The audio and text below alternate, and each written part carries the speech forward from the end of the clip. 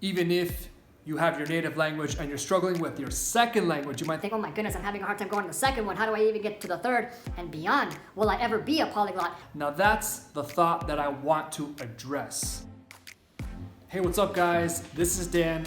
Welcome to my channel, Dan 4K. If this is your first time here, I like to talk about languages, the polyglot journey, and related stuff. 3. Once you hit 3, you can be considered a polyglot. Again, it's not a hard definition. Now, for those of you that are probably thinking, oh man, I'm having such a hard time with my second language.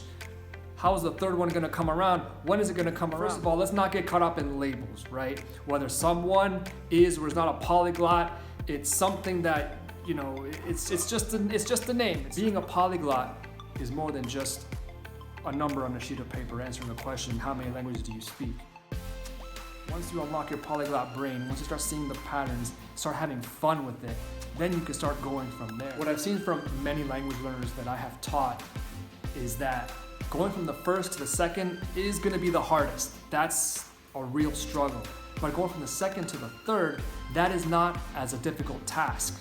It doesn't seem so big. Yes, it can be difficult, but somewhere in there, or maybe even going from the third to the fourth, but somewhere in that process, what I call the polyglot brain is unlocked, and then we start seeing patterns and similarities, and it becomes less about the quantity and it becomes more fun, it becomes more engaging. We don't worry about numbers.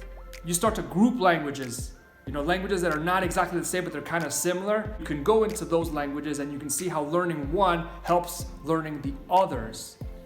A big example, clear example is the Romance languages, Spanish, French, Italian, Portuguese.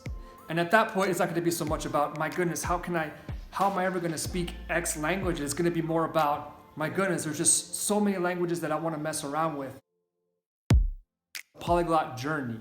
Have you ever heard the phrase, it's not about the destination, but it's about the journey? So in our journey to becoming polyglots, in our journey to actually say yes with confidence, I can speak 5 languages, I can speak 6 languages. In that journey, that's where the fun is. With the fun comes, of course, challenges and overcoming obstacles, which I would say is also part of the fun. So let's not get too hung up on numbers, quantity. We do our best with the language that we're focusing on. We do our best with the languages that we are probably learning in parallel. Interest is the next video that I'm gonna cover, and that I feel is the most important part. As you can probably see by now, that with interest, everything else just comes into play. And then from there, we continue our polyglot journey.